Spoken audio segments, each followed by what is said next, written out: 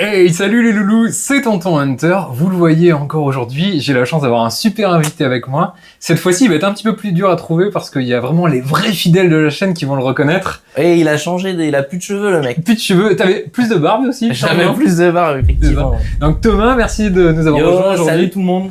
Merci. Il était venu faire une vidéo qui tenait fort au cœur du tonton, puisqu'on avait fait une vidéo sur Dimebag.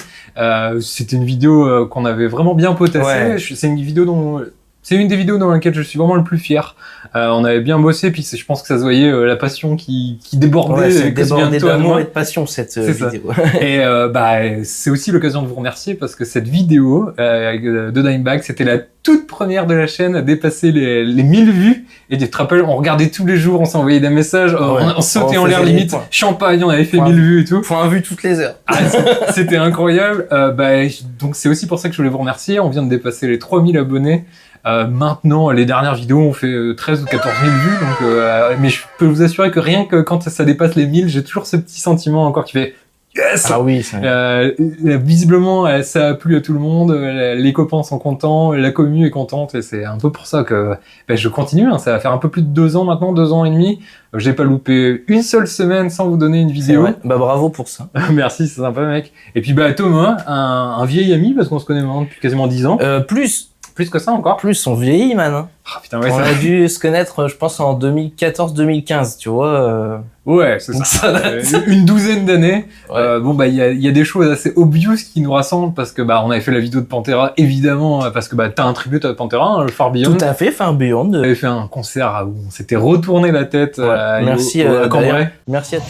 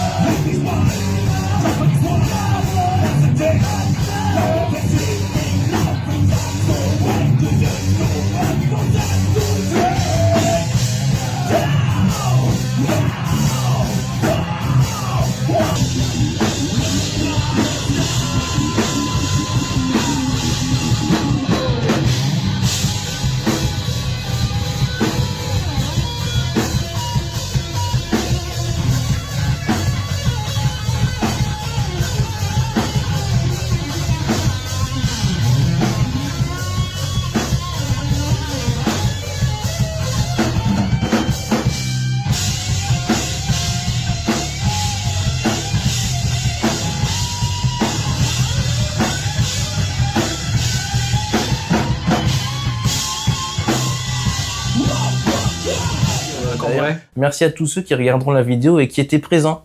Ça, ouais, parce que grâce à toi, il y a des potes à toi qui sont venus et toi, on a retrouvé plein de monde et c'est cool. C'était super. Notamment l'ami Quentin Pint. Ouais, on en parlait en off il y a 5 minutes, qui est j'ai triché un petit peu sur lui là. Je me suis mis un peu en moustache, tout ça. Là. C'est qui est bon, gros fan de Dimebag, gros fan de son jumeau infernal entre guillemets. Je pense que vous avez vu, on a arboré tous les deux notre t-shirt Black Label. Aujourd'hui, on va parler de Zakk Wylde parce que Yes. l'ami David Cameron de donc c'est KDHD. KHDK, KHDK. Distortion Inc, Warhead. C'est ça, le mec boss. a plus de cartes de visite que et des le belles croque-mort de ton village. Ça fait plaisir. Surtout quand on a eu la chance de le rencontrer, on a fait le Guitar Summit en Allemagne où il nous a accordé la toute première interview en anglais de la chaîne. Donc c'était quand même pas rien et il a pris vraiment du temps. Le gars, on a discuté une bonne vingtaine de minutes. Il nous a même donné une exclue. Il avait annoncé le Flanger doubleur. le Flanger Double qui n'est toujours pas sorti. Donc on a une exclusivité qui date de mars de l'année dernière. Mais il y a eu le visuel. Le visuel est apparu il y a pas très longtemps. Pour ceux qui suivent l'actu autour de Dimebag Darrell. C'est ça. Le mec a bossé avec Dime chez Washburn à l'époque. Il a bossé avec plein d'artistes. C'est pas pour rien qu'il a fondé la marque avec Kirk Hammett. Bon, ça va, hein, quand t'as ce genre de référence et de gars dans ton carnet d'adresse, c'est que généralement t'es plutôt un mec fiable. C'est clair. Surtout période Washburn quand même avec Dime. Quand je lui ai parlé de Dime, j'ai vu ses yeux qui s'allumaient autant que justement la vidéo qu'on avait faite ensemble. Donc ça aussi, ça rassure. Tu te dis bon la légende est dans les mains des bonnes personnes. Quand je vois les tarots, des trucs qui sortent, c'est pas mal. Honnête. Après, ça fait plaisir. Ça fait plaisir parce que ça reste accessible. Voilà, c'est ça. C'est pas à tout le monde. C'est pas super, c'est pas entièrement bon marché, mais en même temps après, c'est produit en Europe. C'est quand même assez rare. Ça, c'est fou. On avait fait le test donc de la Warhead, on l'a pas dit, mais la vidéo qu'on avait faite, c'était le prétexte. Le mini Warhead. Le mini Warhead qui nous en avait pris plein la gueule, hein, franchement. Ouais. C'est vraiment vraiment cool. Ils l'ont un peu décliné ces derniers temps. Je sais que maintenant il y a des câbles, etc. Ouais, il y a des baffles, des 1.12 avec une réplique d'haut-parleur. Un peu comme les Jaguars de l'époque. Ouais, le Jag, mais moderne. Voilà, les gars, c'est un peu ce qu'on avait aimé à l'époque, hein, c'est qu'ils vont chercher la légende, le mythe, c'est des gars qui l'ont côtoyé, qui ont eu la chance de le côtoyer, et ils essaient non pas de seulement milk un petit peu la licence en mode vite, il nous faut des sous. Ils mettent du cœur et ils veulent l'esprit. L'authenticité, l'esprit. De toute façon, pareil, hein, on l'avait vu à l'époque, les certificats ils étaient signés par Grady. Grady, depuis le temps, s'il avait voulu se faire des thunes, je pense qu'il aurait pu faire plein de choses, signer chez plein d'autres marques pour essayer de vendre les secrets et tout. Il est resté fidèle au Dime Estate et tout, donc gros respect à Grady. Ce serait aussi chouette un jour de le rencontrer, ça serait vraiment trop bien. David est en train de lancer sa marque de guitare. J'ai pu les voir en avant-première et elles avaient l'air dingo. Il y avait une espèce d'Explorer complètement folle. J'essaie de vous retrouver des images pour vous les mettre. Et pour tout vous dire, on s'est envoyé quelques MP ces derniers jours parce que quand ils ont annoncé donc la sortie de ce, je sors le petit goodies parce qu'il fait quand même un peu plaisir. Et il fait rêver. Voilà, le petit certificat signé par Zakk, donc de cette tête. Après avoir fait donc la Warhead, la mini tête Randall Warhead, etc. En mode Dime, ils sont allés voir Zakk et ils ont dit ton Marshall signature, il a maintenant je sais plus combien d'années, plus de 25 ans. Si tu veux le trouver, tu le trouves entre 3000 et 6000 euros. C'est un peu compliqué. Déjà, il y en a eu beaucoup. Je crois que c'est 300 exemplaires. Il y a un peu d'exemplaires. Je peux pas dire la quantité. À l'époque, en plus, un truc assez cool. Moi, je pense même un peu moins. Je mettrai l'info. Je crois que c'est 300 de mémoire. Et les certificats sont signés par Jim Marshall et par Zakk. Ce qui était quand même assez cool à l'époque, il n'y avait pas beaucoup qui faisaient ça. Je suis pas sûr que sur les Marshall Slash, il y avait celui de Marshall aussi. Peut-être bien parce que c'était quand même le premier ampli Marshall signature, donc à mon avis ils ont dû sûrement faire des efforts quand même. En plus je l'ai eu, il faudrait que je regarde dans mes archives. Donc le Marshall Zakk Wylde signature, donc 300 ou 500 exemplaires, il était basé évidemment sur le JCM 800, et c'était un fervent défenseur de cet ampli mythique. C'est ce qu'on disait. Toute sa carrière, tout son son est basé un peu autour. À fond. Et puis le JCM 800, c'est vraiment la boîte à outils. C'est vraiment le premier truc dans la panoplie du rocker. C'est un peu c'est aussi la boîte de Pandore du rocker qui peut s'ouvrir à plein de styles grâce à un seul ampli. Et c'était un petit peu, on s'est un peu posé la question, qu'est-ce qu'on attendait de cet ampli, de cette, c'est pas une reproduction, c'est plus vraiment le côté, ils le vendent comme le son de Zakk a été à peu près le même, parce que c'est vrai que Zakk n'a pas beaucoup changé de son. Non. Ça fait 30 ans qu'il a exactement le même son et qu'il a le même délire. On a voulu que vous puissiez avoir ça chez vous facilement, sans pedalboard de fou. D'ailleurs, Zakk a jamais été un gros amateur avec des pedalboards à rallonge. Il change de production, il modernise sa production au fil des années. Mais la construction de son son et le matos qu'il utilise, ça reste basique, c'est-à-dire qu'il garde la même chose tout le temps. Je pense qu'il est assez fort près. plug and play, tu vois. Il aime plug and play, je pense, le Zach. Ouais, D'ailleurs, c'est pour ça aussi qu'on le voit assez rarement dans des magazines de geek gratte. Souvent, quand il fait des rundowns, etc., de ce qu'il utilise en live, ça va assez vite parce qu'il a toujours les mêmes choses depuis il fait un gros temps. solo, et voilà. C'est ça. et en fait, le seul truc qui a changé, c'est que au début, c'était un gros amateur des Pedal Boss. Et au fur et à mesure, il a fait exactement les mêmes sur MXR avec ses propres réglages, mais sinon, ça a toujours gardé le même esprit. C'est quand même voicé un peu différemment. Ouais. C'est un peu plus agressif. Avec ses réglages, en fait. Mais c'est toujours la même base, d'ailleurs. Ce qui est bien aussi avec ces trucs, c'est que, dès que tu chopes un truc Zakk Wylde, tu sais que le son a été pensé. Moi, je suis un petit peu moins fan de la wah-wah, c'est ma wah-wah préférée. Ah, tu vois, voilà, tu vois, j'ai acheté la Slash. C'est la même. Et je préfère la Slash que je trouve plus polyvalente. Alors, là, j'adore la Slash, hein, faut le dire. J'ai adoré, là. On a essayé l'ampli pendant 20-25 minutes avant de tourner. Soit c'est la première fois que tu mets tes mains dessus. La première fois, c'était trop tentant pour attendre. C'est ça. Et puis, pour que tu puisses un peu mettre les mains dedans, ça fait une semaine que je l'ai. Je me suis déjà bien marré avec. Déjà, le premier truc qui m'a surpris, c'est qu'il est loud. Mais genre, il est vraiment très très fort. On est à un volume. Le master est à 1. Donc, pour un ampli qui est... Alors, on va dire les choses tout de suite. C'est un ampli à transistor avec une lampe de préamp. Donc, c'est un ampli hybride. Qui est censé donc pas vraiment émuler, mais en tout cas se baser sur le JCM 800 qui lui est tout lampe. Voilà la promesse que c'était. Après, ça fait un peu aussi, j'y repense du coup, un peu comme les Marshall Valve State. Il y a plein de vidéos de Zakk Wylde où il fait des solos avec toutes ces canettes de bière posées sur l'ampli et tout. Et souvent, c'est un Valve State, un combo, je sais plus, c'est 80-80, un truc comme ça. Et dans son tourbus, il en avait un. Ça se trouve, il l'utilise encore. Hein. C'est bien possible. Donc, il a utilisé vraiment l'hybride. Il aime l'hybride, pour s'entraîner, se défouler. Donc, c'est vraiment pas déconnant qu'ils aient choisi cette technique. Ouais, ça m'a pas semblé bizarre non plus, sachant qu'on est sur une tête donc 50 watts. Ce qui est cool, il y a une seule lampe, le truc est ultra léger, hein, tu le soulèves, tu le mets en haut sans avoir les bras de Zakk, ce qui ça pour le coup est un bon point. Voilà. On est un petit peu light de ce côté-là, vous l'aurez compris. Qu'est-ce que t'attends pour toi quand on dit Zakk Wylde, le son de Zakk Wylde, qu'est-ce qui te vient en tête? Arthur, c'est la guerre! Moi, beaucoup de disto. Ouais, je pense que c'est un peu le caveman, hein, avec ses longs cheveux, sa grosse barbe. Beaucoup de disto, j'attends du crade et des grosses harmoniques. Voilà, donc quelque chose qui sort facilement. Des choses qui sortent facilement sans avoir besoin de forcer et d'être ultra précis. On se bat pas avec. Ouais, on se bat pas avec. Quelque chose d'assez ambiant. Un riff, un ré, il doit englober la pièce. Ouais, il doit te rentrer dedans et englober la pièce et puis te permettre de rester détendu, quoi, de pas être stressé. Quelle corde sonne pas, est-ce que mon palmute il est bon, est-ce que mon doigt il est bien mis pour l'harmonique. Il y a moyen de tout est négociable, je dis, il n'a pas un plan tarifaire avec les prix, hein. Est-ce que t'es épilé, t'es pas épilé, est-ce que t'as des copines, t'as pas de copines. J'attends ça d'un son Zakk, c'est que tout sorte, rock'n'roll sans se prendre la tête. Je suis assez d'accord avec toi.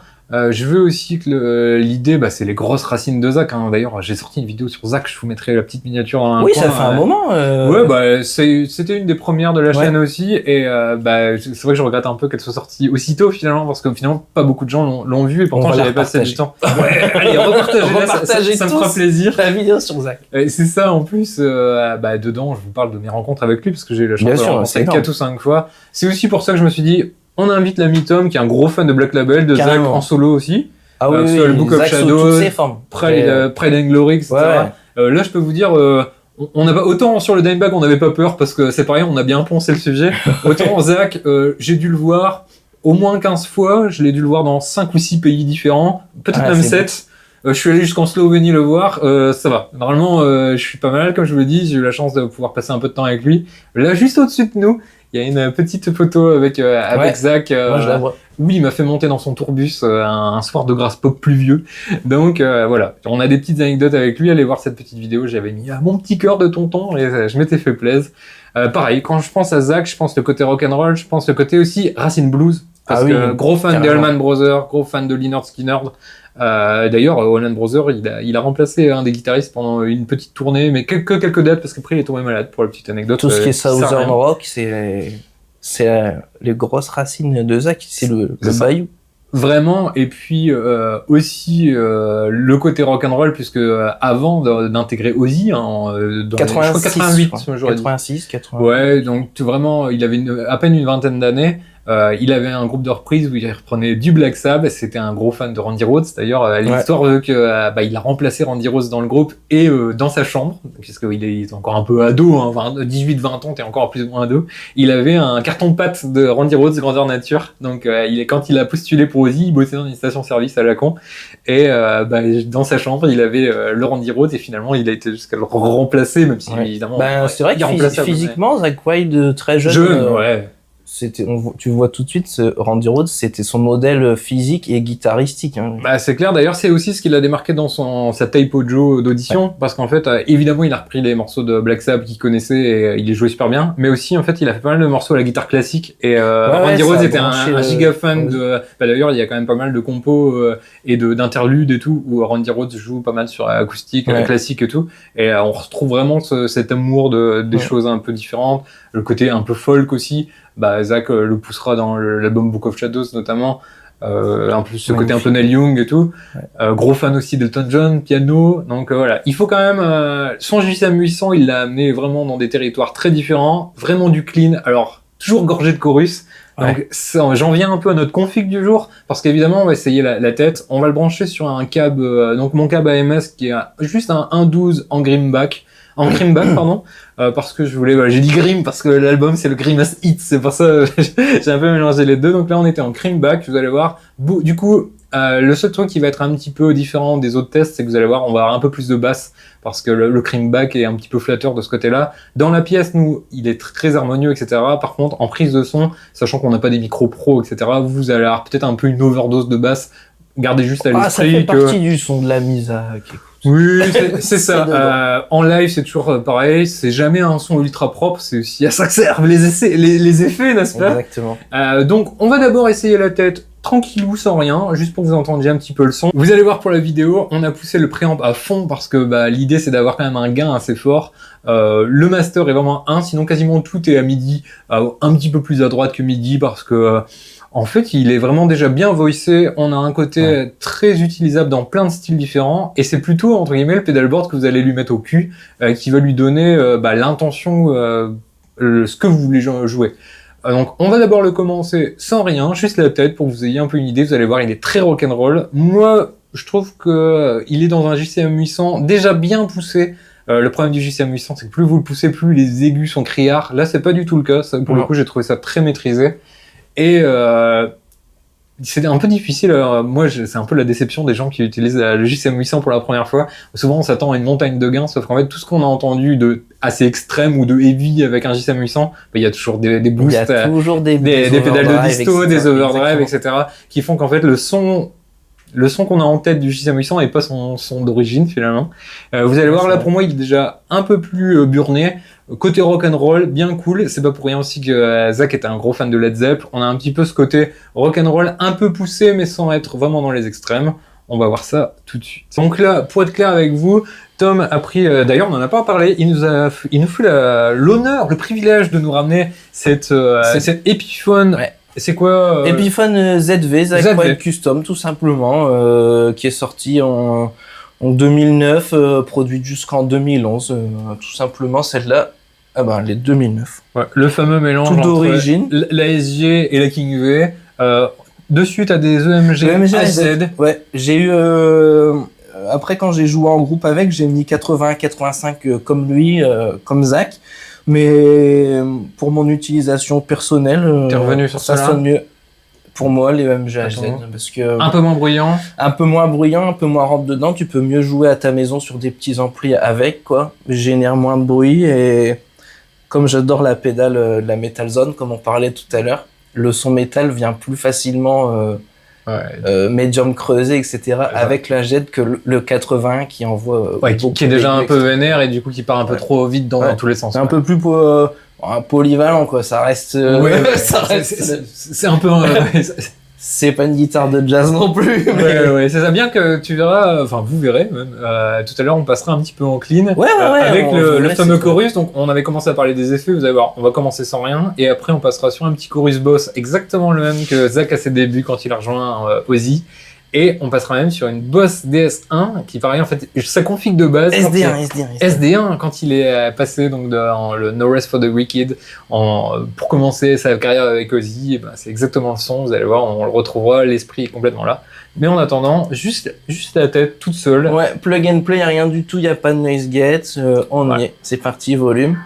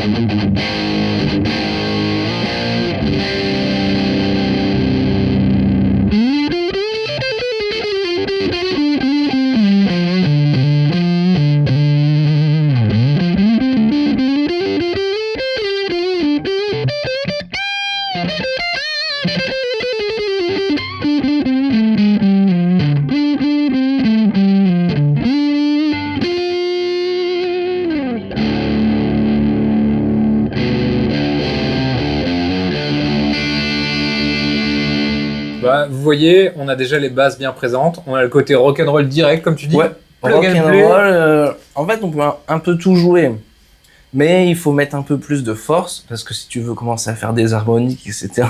Ouais, là, on est un petit peu limité, comme je vous l'ai dit.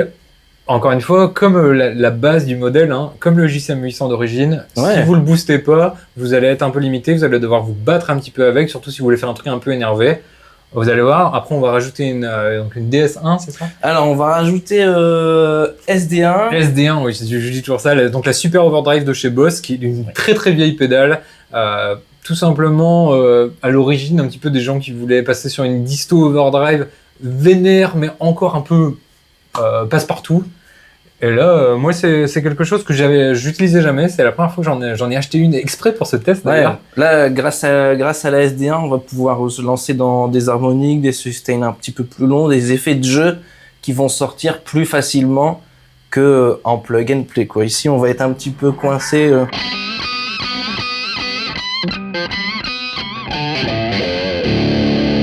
Les harmoniques sortent un peu à la ZZ Top, là, du coup.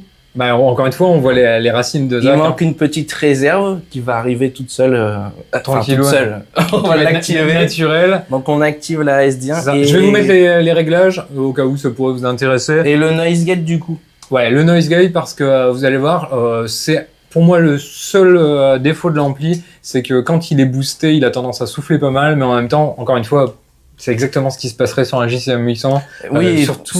Moi, je trouve que le bruit en soi, c'est pas un problème quand on joue seul ou quand tout le monde est OK avec le matos, par exemple dans un groupe ou dans une salle ou en société. Là, ici, pour le besoin de la vidéo, un noise gate, c'est quand même important pour que ça soit audible, quoi. Ouais, audible clairement et confortable pour tous. C'est ça, vous allez voir. Je vais vous mettre les réglages de la Super Overdrive. On est resté assez classique dans le réglage. Les rumeurs veulent que Zach à l'époque mettait tous les potards à droite au maximum. Donc, turn everything down. Ouais, c'est ça, tout à 11 évidemment. On va voir un petit peu ce que ça donne. D'abord juste la tête avec la Super Overdrive. Et après on rajoutera le chorus et vous allez voir, c'est vraiment la petite épice qui va bien.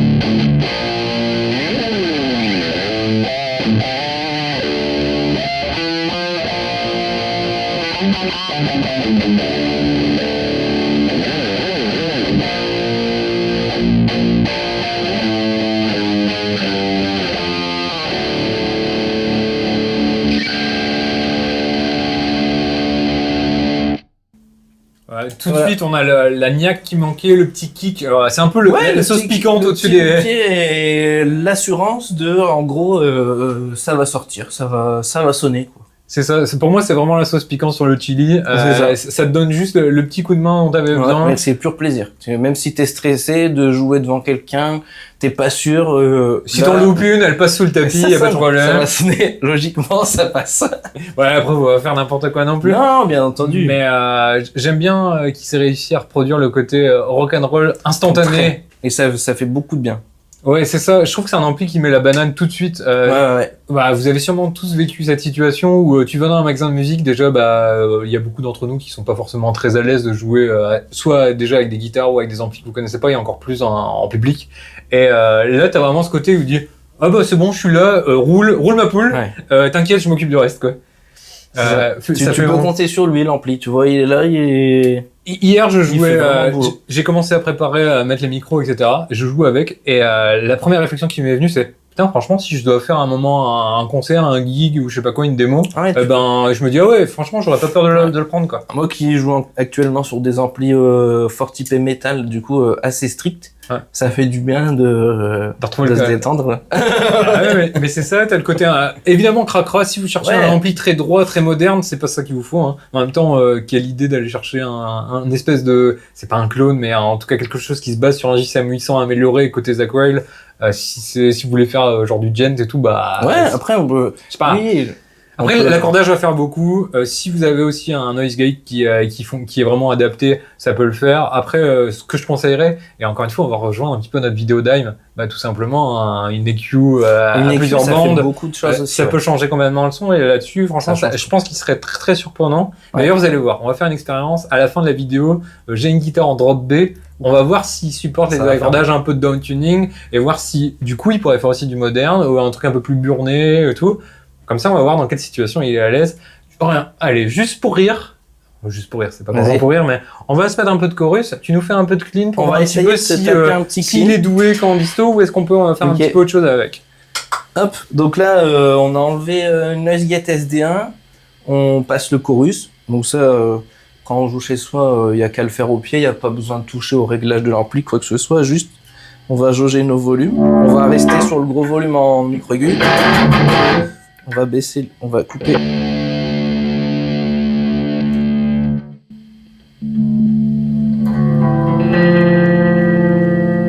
Là, normalement, on peut se faire... Là, on est très Zakk tout de suite.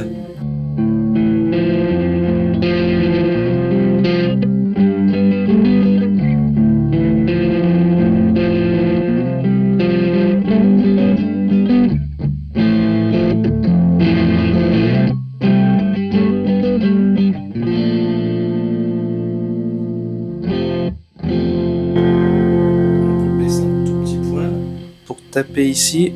Donc là, j'ai vraiment peu de volume sur la gratte. Et pourtant, t'as des EMG, tu vois. Des fois, on a un peu tendance à dire, ouais, les EMG, le clean, etc. Un petit clean sur le 1919 Eternal.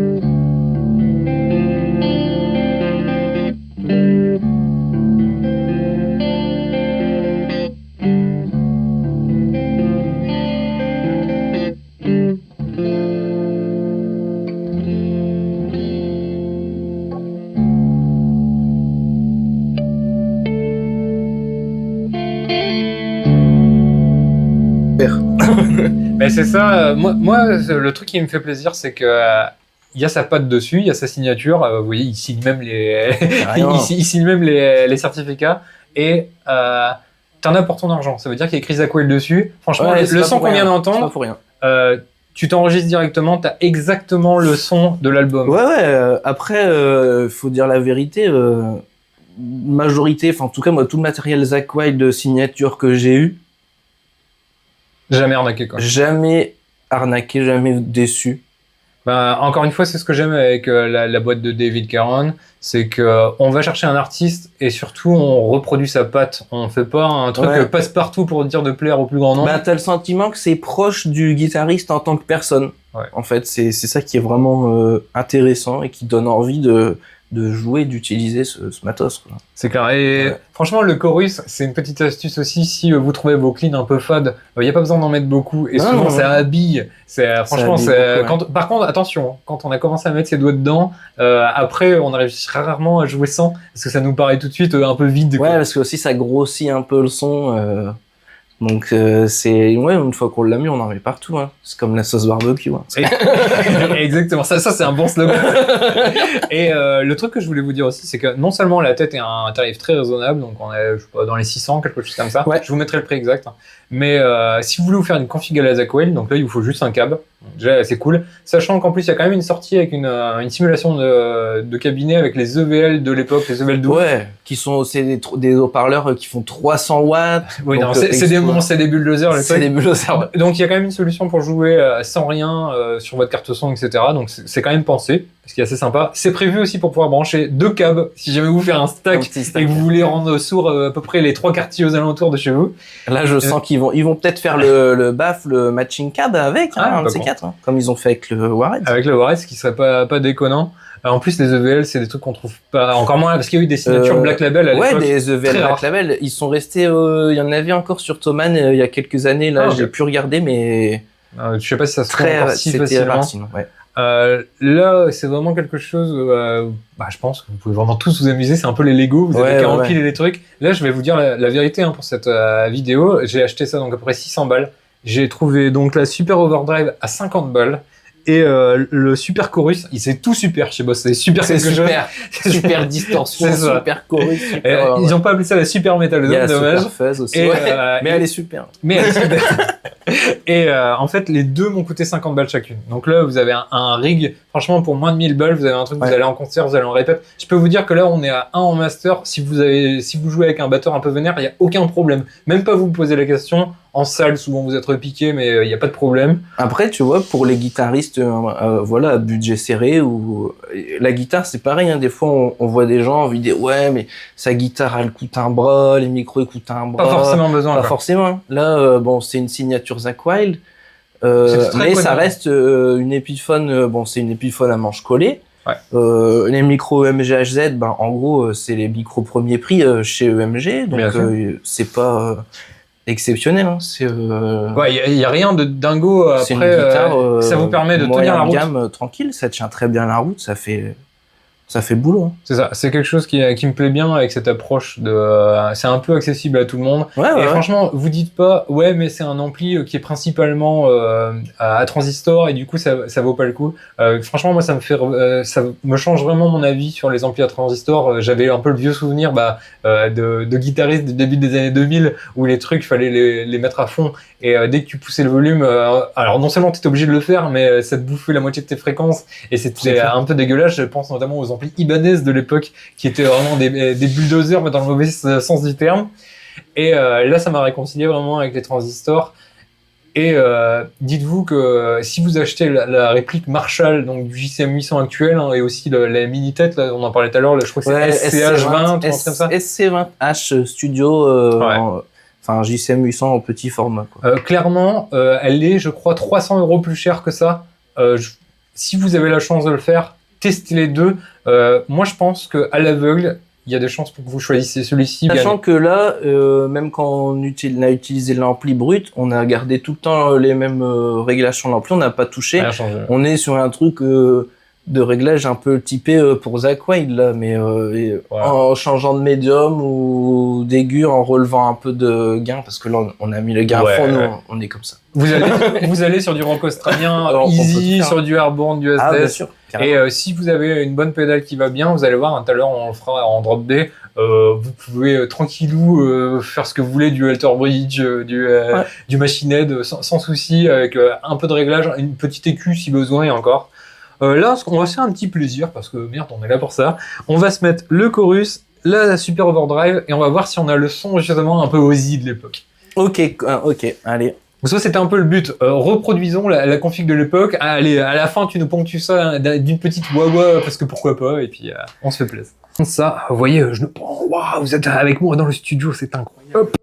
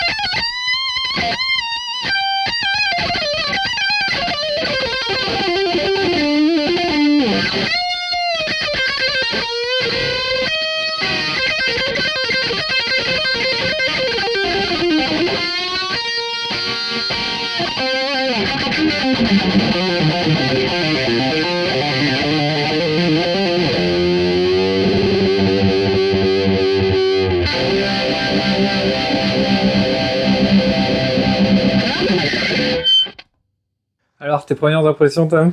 Conquis, heureux, j'ai envie de continuer, j'ai envie de faire comme ça, même si j'ai plus de cheveux. Ça, c'est bon signe, quand même. Ouais, super, tout répond bien. Là, on parlait un peu du son de période Ozzy et tout, on s'est pas encore mis en drop, mais on peut éventuellement faire quelques riffs. C'est parti. En attendant, pendant que tu te raccordes, je vous montre un petit peu les réglages. Je vous l'avais déjà un peu montré. Le seul truc, c'est qu'ils ont poussé un petit peu le délire Purple jusqu'à mettre les... vous voyez, le nom des réglages aussi. Ça rend le truc un peu difficile à lire. Après, d'habitude, il n'y a pas 40 000 boutons non plus. Ouais, c'est vrai que... Voilà, le petit truc... Je pense que j'aurais aimé les avoir en blanc. Pour les gens qui ont passé 30 ans... C'est-à-dire nous. On voit pas trop, mais on s'en fout du moment que préamp il est à fond. Ouais. En fait, t'as pas besoin de toucher, donc c'est pas grave. Une fois que tu l'as fait... un peu allez, régale-nous.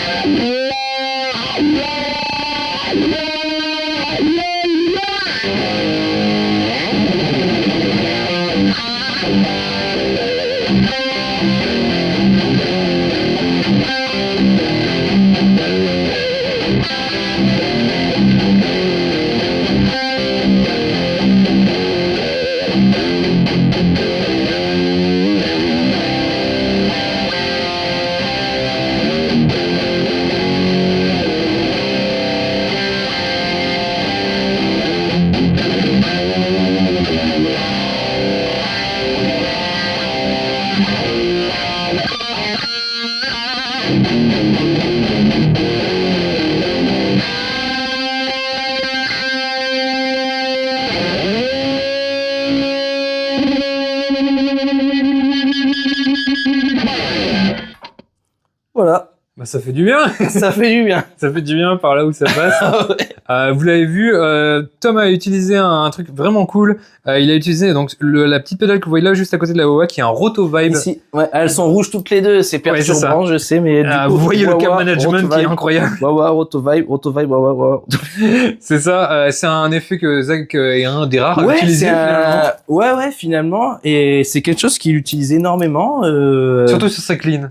Sur ses cleans et sur beaucoup de morceaux sur le Pride and Glory, le morceau Million Miles Away, si ceux qui connaissent la disco de Zach, il est entièrement Roto Vibe. Donc tantôt en position Vibe uniquement. Ouais. Maintenant d'ailleurs il a une pédale Uni-Vibe. Je pense que c'est pour se rapprocher de ce côté-là sans avoir à actionner. Et tu disais que celle-là avait aussi un mode avec. Et celle-là elle a le mode qu'il utilise genre en live, surtout avec Ozzy.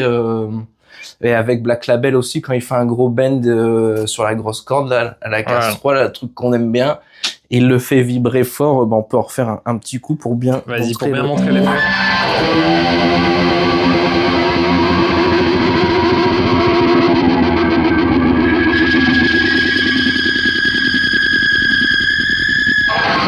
Voilà, là c'est le son à la fin du live à Paris, là, ceux qui ont le DVD Doomtropin. C'est exactement ça finit avec toutes les pédales où il appuie avec son poing dessus, là, la Roto Vibe à fond, et ça fait ce Larsen un peu distordu. Contrôlé finalement, distordu, ça fait vibrer, et ça rend encore mieux, parce que lui il est branché en stéréo sur 2 amplis, ça rend encore mieux en stéréo forcément, mais là on est déjà, on est déjà pas mal. On est content. Ce que je te propose c'est que tu poses ta gratte, je vais tester un petit drop B pour voir si elle est capable de le faire. Et après, on fait notre petite conclusion. Je pense qu'on a déjà bien poncé ses possibilités. Carrément.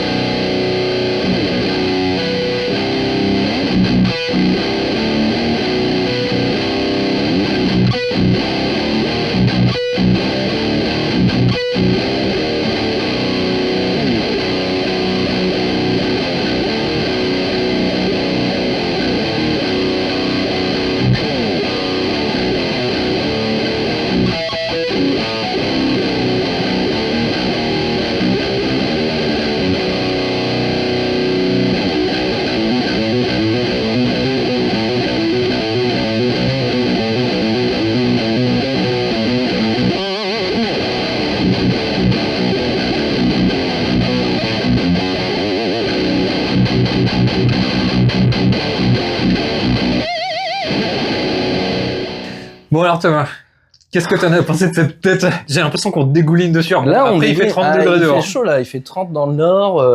Lens vient de gagner la Coupe de France. Lens vient de gagner. Bravo, Lens. Ouais. Là, il y a des détails qui servent à rien. On sait plus, là. On est dans l'ampli. On est content. On est scotchés, je pense, tous les deux.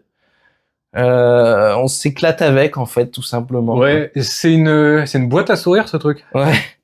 Je pense que je m'amuse même encore plus que sur le Warhead, finalement.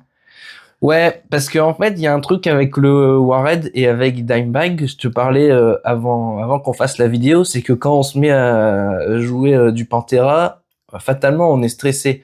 Parce que c'est difficile, parce que c'est exigeant, parce que l'écriture, elle est vachement... même si ça paraît simple, mais c'est ultra compliqué. C'est exactement comme ACDC. Là, le parallèle, il est vite fait, tu vois.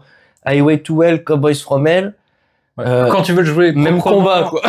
Proprement vraiment dans le ton. Ouais dans le respect du truc et dans le ton etc. C'est stressant donc forcément après quand on a appris à le faire c'est moins stressant mais puis c'est ton idole donc tu veux aussi reproduire. Tu veux faire ça bien et je pense que si quand tout le monde qui à un moment donné joue du Pantera ou a du matos Dimebag c'est parce que t'es fan donc c'est parce que t'as envie de bien faire. Avec Zach aussi, on a envie de bien faire, mais le matériel qu'il utilise, il te donne tellement la possibilité de t'éclater tout de suite. Le matériel est moins exigeant et la façon de jouer, elle est beaucoup plus ouverte que le plaisir, il est plus immédiat. Ouais, il est instantané. Là, cet ampli, c'est plaisir immédiat. C'est ça. Ça devrait être vendu dans les sex shops, je pense. ouais, là, je suis chaud, là. Dans mon petit fauteuil, là. Bah, franchement, voilà, vous avez une tête qui est très rock'n'roll, qui à mon avis vous avez vu avec un drop B. On n'a rien changé en réglage. C'était la même DS, c'était la même super distorsion que quand on a fait du vintage. C'était Nola, là. C'était Nola, laisse tomber. C'était Nola. On était en mode down avec un accordage qui va bien. Si jamais une petite EQ, alors attention, on va revenir dans les points forts et les points faibles de l'ampli. Pour moi, noise gate obligé parce que dès que vous le boostez, il a tendance à vouloir gueuler dans tous les coins, donc ça c'est obligé. Après, est-ce que jouable en appart, je mettrais quand même un petit bémol pour moi. C'est un ampli qui se joue fort comme le JCM. Il joue fort et je me demande si un jour il y aura un matériel qui sera vraiment capable de reproduire cette sensation à bas volume. Mais du coup, est-ce que si c'est à bas volume, on a la sensation? Ouais, c'est un peu le serpent qui se mord la queue. Après, moi, j'ai le souvenir d'avoir un Two Notes Torpedo Reload qui permettait de pousser les amplis et de l'avoir à bon son et de pouvoir balancer les fréquences qui étaient un peu bouffées par l'atténuation et ça marchait très très bien. Ça pourrait être intéressant. Après, on va être honnête, on l'a joué un peu comme des sagouins en mettant les trucs assez forts. Bon, on a été pressés, on avait envie, on s'est fait plaisir. On s'est fait plaisir et en fait, cette vidéo, c'est un peu tout ce que j'avais envie de partager avec vous, c'est que on n'a rien dit, on n'a rien planifié, j'ai envie de dire comme d'habitude. On a juste branché et on a eu un sourire automatiquement. Ah, carrément. Donc très bien. Merci beaucoup Thomas d'être venu sur la chaîne. Merci à toi, encore une fois. Un grand merci de m'avoir invité, de m'avoir sorti un petit peu de mon enfermement perso parce que moi je suis vachement casanier quoi. J'ai mon petit jeu vidéo, ma maison, mes enfants, la guitare au bord du canapé comme ça. La routine. Ça fait du bien de sortir, de venir chez toi, de partager notre passion. On l'a partagé pour Dime l'an dernier dans ta vidéo. Là, partagé pour Black Label, ça me fait trop plaisir aussi. C'est trop cool, mec. On va aller boire une petite mousse. Merci encore d'être venu. J'espère que la vidéo vous a plu. N'hésitez pas à dire si vous avez été surpris parce que la petite tête a réussi à sortir. Enfin, la petite tête de 50 watts, quand même. Excusez-moi un peu.